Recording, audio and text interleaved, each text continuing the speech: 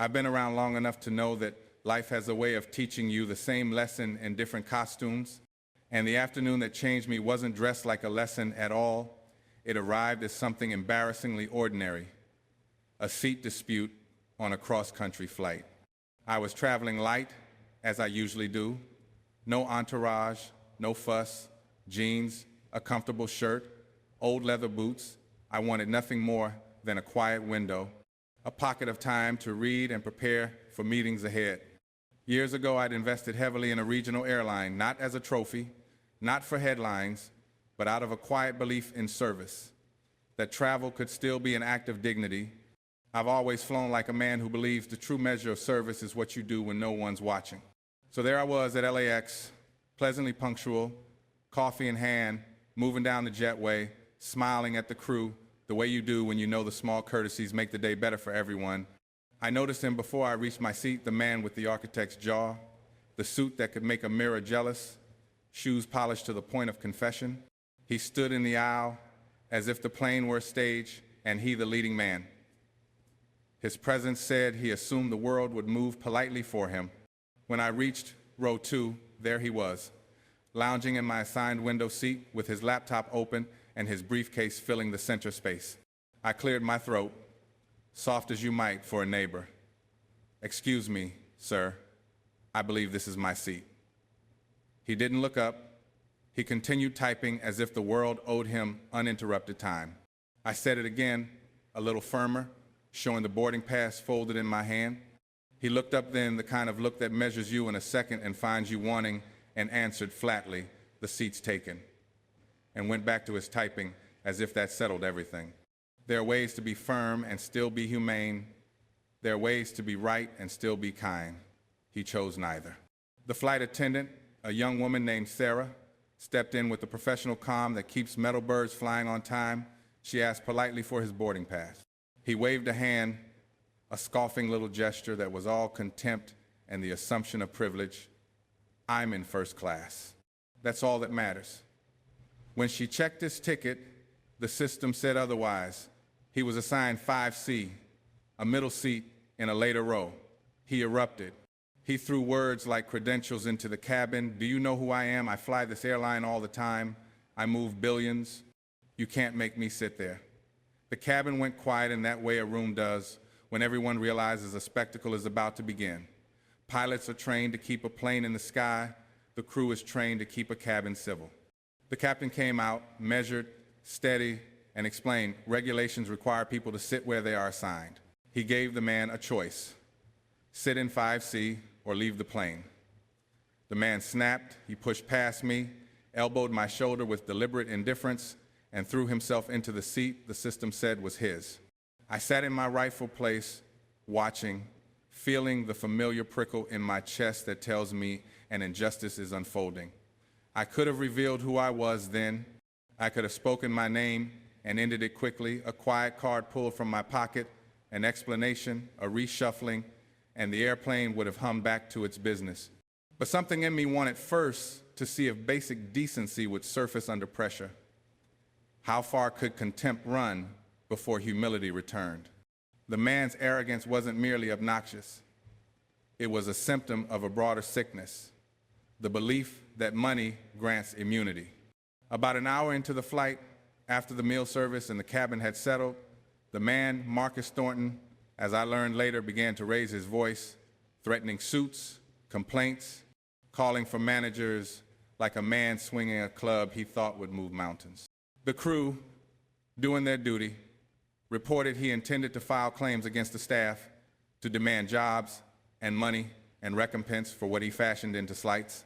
I called Sarah quietly, and then the head flight attendant and Captain Rodriguez asked to speak with me near the cockpit. When they saw my ticket and the way I sat in that small, steepled space of conversation, recognition came slowly across the head attendant's face, not because of name value, but because of the register of experience in a life that's seen many shades of human behavior. I listened as they told me about his threats, his complaints, the way his words had tried to tilt the cabin into fear. I thought about the stewardess who had remained calm, though every bone in her might have wanted to retort. I thought about what service truly meant, about the dignity owed to the person in front of you, whether or not you know their name. When the plane descended into the hum of the eastern seaboard and the doors swung open at JFK, I asked that Mr. Thornton be escorted to the executive lounge for a conversation with senior management, and I asked that Sarah be commended for how she maintained the integrity of her job. I arranged a room, waited, and when he strode in, still chest-puffed, still carrying the air of entitlement, he stopped short at the sight of me sitting quietly at the table. He demanded to know where the manager was. I gestured to the empty chair across from me and poured 2 glasses of water. He sat as if the conference room were a court and he already had the verdict. When I told him in plain terms that I owned the airline, not to humiliate him, but to set the context of what had happened, his face folded in a way that made the years on him show. He had called me old man on the plane, had told me to move to the back as if age were a sentence for invisibility. I let him sit with the shock. Then I spoke about what his behavior meant, not only that he had treated me with contempt, but that he had demeaned a woman doing her job and a captain whose safety carried passengers for decades. I told him calmly that wealth and status were privileges, not licenses to strip dignity from another. I offered him a choice with consequences, apologies written by him, real ones, not legal varnish, a suspension of his privileges for a time to encourage perspective, and a moment to reckon with whether deals and dollars were worth the loss of decency. His suit looked suddenly like a costume, his bravado shriveled. He left that room a man tasked with change, and in the weeks that followed, I learned he took it seriously. Apologies were written, therapy explored, connections mended. I don't tell this story to boast. I tell it because it's one of those small, surgical reckonings life offers. The point where contempt meets accountability, where civility can be reclaimed if someone is willing to ask for it. In an airport lounge, as in life, the measure of a person isn't in the deals they close, but in the small mercies they extend, the hands they treat gently, the eyes they meet with respect. That flight reminded me, once again, that dignity is not something you earn by status, it is something you give freely every day. There's a strange quiet that settles in after a confrontation like that, a hush that follows you even after the cabin lights dim and the wheels touch the tarmac and life returns to its usual rhythm. You carry it with you like a pebble in your shoe, not painful, just present, reminding you of something unfinished. As I left that conference room at JFK, I felt that quiet following me like an old friend with something it wanted to say. I didn't go there to embarrass the man. I didn't intend to shame him or strip him down to size. Life has its own way of doing that to people without my help. What I wanted, what I hoped, was that the moment would soften something in him, loosen the grip of that tight, anxious ego he wore like armor. People mistake arrogance for confidence, but arrogance is really just fear with a loud voice. And from the moment he barked at Sarah on the plane, from the moment he strutted down the aisle trying to claim what wasn't his, I could feel that fear radiating off him, fear of losing control, fear of being seen as less, fear of a world that might not bow the way he was used to. I've lived long enough to know that fear can make people cruel, and cruelty delivered with confidence becomes a habit if no one ever calls it out. As I walked through the terminal, listening to announcements echo overhead and the roll of suitcase wheels skittering across the tile, I thought about the weight people carry. We think we're all walking around as whole, complete beings. But truth is, every one of us is stitched together with old wounds and quiet insecurities, hiding behind the version of ourselves we think the world will accept. That man in the suit wasn't born arrogant. Somewhere along the line, life taught him that kindness was weakness, that gentleness was dangerous, that status was his only shield. Somewhere along the line, someone convinced him he had to stand taller than everyone else just to feel his own worth. And maybe, just maybe, that flight was the first time someone pushed back. The first time someone said, "No, you don't get to treat people that way," and said it without raising their voice. When I reached the car waiting for me outside the terminal, I wondered if he was still in that room, sitting alone with nothing but his own reflection staring back at him. Silence is a powerful teacher. It tells the truth louder than anger ever could. My driver nodded politely. I settled in, and the city stretched itself out before us, slow and shimmering. New York has a way of reminding you that no one is too important, not the men in suits, not the people in limousines, not even the legends whose names flash across screens. You're just another soul passing through its currents. Maybe that's why I like arriving quietly, walking through airports like any other traveler, carrying my own bag, finding my own seat. It grounds me. It reminds me that the world doesn't owe me a thing, and whatever respect I hope to receive should come from how I show up, not from who I am. As we drove, I thought back to the expression on his face when I said my name. It wasn't fear, not the trembling, panicked kind. It was recognition, the sudden realization that he'd been tested without knowing it. People reveal who they truly are when they think no one of consequence is watching. That's the part that stayed with me. Not the insults, not the elbow against my shoulder, but the truth that surfaced the moment he believed he was talking to someone unimportant. That's who he really was, or at least who he had become.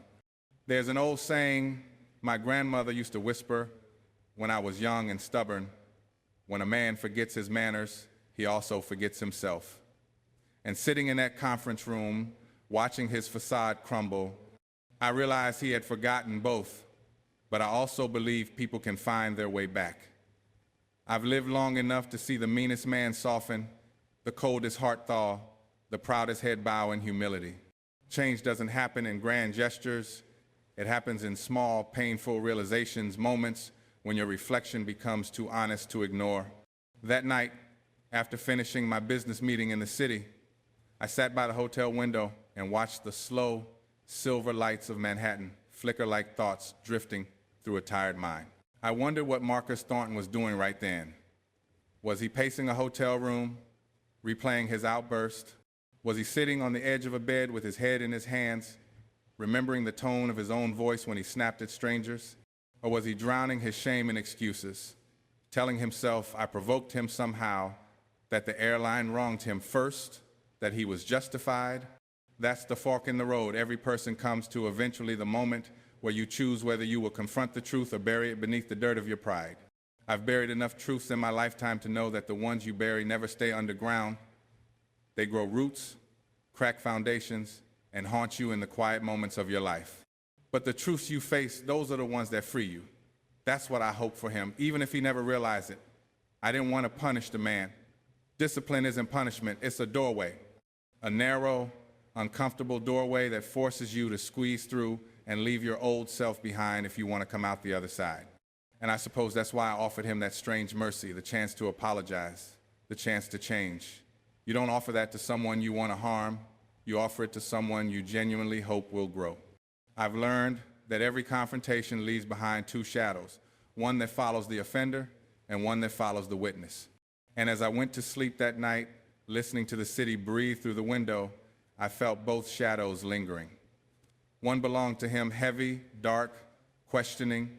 The other belonged to me, quiet, reflective, wondering if I'd handled it the right way, wondering if dignity had won out over pride. Because in the end, that's all you can hope for, that the better part of you showed up when it mattered. The next morning, I woke up before the sun had the courage to rise, that strange quiet still sitting in the room with me like an uninvited guest. There are some days when you can feel the weight of unfinished business pressing against your ribcage, and this was one of them. I brewed a cup of coffee, sat near the window, and watched Manhattan stretch itself awake, taxis blinking like fireflies, steam rising from the grates, the city shaking off sleep with the stubbornness of a restless child.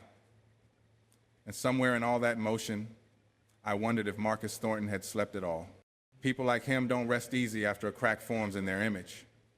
They spend the night stitching their pride back together, convincing themselves they're still the man they pretend to be. But sometimes, not often, but sometimes the right crack lets the light in. Later that morning, I headed to the studio for a voiceover session.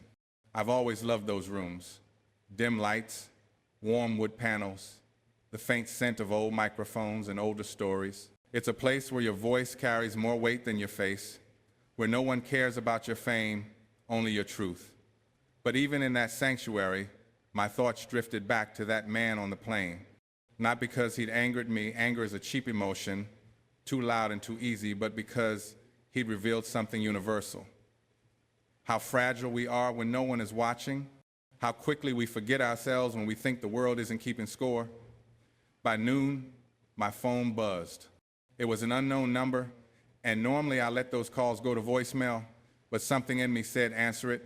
When I did, there was a long silence on the other end, the kind that tells you the caller is mustering courage they aren't used to needing. Then I heard a voice I recognized immediately, quieter than before, stripped of the bravado he wore like a suit of armor. It was Marcus, and the first thing he said wasn't hello, it wasn't excuses, it wasn't polished or practiced, it was simply, Mr. Freeman, I owe you an apology. He spoke like a man standing in the wreckage of his own behavior, finally seeing it for what it was. He told me he hadn't slept. He told me he thought about the flight attendants, about the passengers he barked at, about his own son, a young boy who adored him, and how he would feel if he'd seen his father in that moment. His voice cracked when he said that part. Sometimes shame is the first honest emotion a man feels in years. And then he said something I didn't expect. I realized I don't know who I became up there. I don't want to be that man. There was the truth he'd been running from, the vulnerability he'd been afraid to show, the doorway he finally stepped toward. I told him what I believed, that one mistake doesn't define a man unless he keeps repeating it, that every one of us has been one bad moment away from becoming someone we don't recognize. What matters is what you do after the mirror shows you something you don't want to see. We talked for a long time, longer than two strangers should have needed, but life is funny that way. Sometimes the people who frustrate you most are the ones who end up revealing something important, not just about themselves, but about you. Before the call ended, he asked me if I regretted confronting him. I told him no. I told him that sometimes life hands you a chance to hold a mirror for someone, and the kindest thing you can do is not look away. When the line went silent and the call faded into that soft digital click, I sat there for a moment, letting the weight of it settle. Not the weight of guilt or judgment, the weight of transformation. His, and maybe mine a little too. You see, people think wisdom comes from age, but it doesn't. It comes from paying attention. It comes from moments like these, where the world pauses long enough for two flawed strangers to recognize their own humanity in each other. And as I stepped back into the studio, put on the headphones, and leaned toward the microphone, I carried with me a strange sense of peace, not because the world had changed, but because one man had chosen to. That evening, when the day had finally quieted down and the city began humming its nighttime lullaby, I took a slow walk outside. New York has this way of speaking to you when the lights come on, not in words, but in reflections, in the soft echo of shoes on concrete, in the way people brush past each other carrying entire worlds nobody else will ever fully see. And in that gentle orchestra of life, I found myself thinking about Marcus again. Not the version of him from the plane, full of static and sparks, but the man from the phone call, stripped down, honest, and trembling under the weight of his own truth. You see, a man is never more real than in the moment he faces the emptiness he's been avoiding. Some folks spend their entire lives decorating that emptiness, pretending it's something else, calling it success or strength or ambition. But sooner or later, life turns off the lights, and you have to sit with whatever you've built inside yourself. As I walked, a warm breeze rolled through the city like a whispered reminder that even the harshest days end with the softness of night. Somewhere across town, Marcus was having a different kind of evening, the kind where a man rethinks everything he thought he knew. I imagined him sitting with his son, maybe telling him a story or asking about school, trying to hold himself a little taller, a little gentler, trying to be the man he remembered wanting to become. And that's when another thought settled in, quiet but heavy. Sometimes the universe throws you into someone's path not to teach them a lesson, but to remind you of one you forgot. Think about that for a moment. How often have you looked at someone else's brokenness and missed the reflection of your own? How often does a stranger's weakness push you to remember your own strength or the lack of it? Pause and imagine this. A flight, a confrontation, a man unraveling, another trying to help him see himself, and somewhere above the clouds, life reaching in and rearranging the both of them. None of it planned, none of it rehearsed, just two human beings stumbling into truth like everyone eventually does. Later that night, back home, I switched off the lights and sat in the dark for a while, not out of sadness, but out of reverence for the day. The kind of day that reminds you how fragile dignity is, how easily pride can bruise it, and how rare it is for someone to choose humility when arrogance is so much easier. And somewhere in that quiet room, I felt something shift the slightest tilt in perspective. Because the world doesn't change in earthquakes or grand revelations. Most of the time, it changes in small, nearly invisible ways. A man apologizing, another man listening, a moment of truth exchanged between two souls who might never cross paths again. What happened on that airplane wasn't a story about me or about a businessman losing control. It was a reminder, a gentle, persistent whisper that every person you meet is carrying something heavy, and sometimes all it takes is one honest confrontation to break the weight apart. Not with anger, not with judgment, but with presence, with truth, with the sort of quiet firmness that says, I see you, even when you're trying hard to disappear. As I finally lay down, letting the darkness wrap around the last thoughts of the day, I understood something simple, something most people spend their whole lives searching for. You don't help a man by making him feel small. You help him by holding up a mirror he's brave enough to look into. And if he sees something he doesn't like, if he chooses to change it, well, that's where real transformation lives. That's where redemption begins. The next morning came softly, sunlight slipping through the blinds like a timid guest unsure if it should enter. I walked to the kitchen, poured myself a cup of coffee, and breathed in the quiet. Somewhere out there, in the noise and rush of a world always moving too fast, Marcus Thornton was starting his own morning differently, a little lighter, a little clearer, maybe even a little truer. And I smiled because sometimes the smallest shift in one man's heart echoes farther than either of you will ever know. Life has a way of surprising us that way. Not with the moments we expect, but with the ones we never saw coming. Moments that change us, even if just a little. Moments that remind us who we are, and more importantly, who we still have time to become.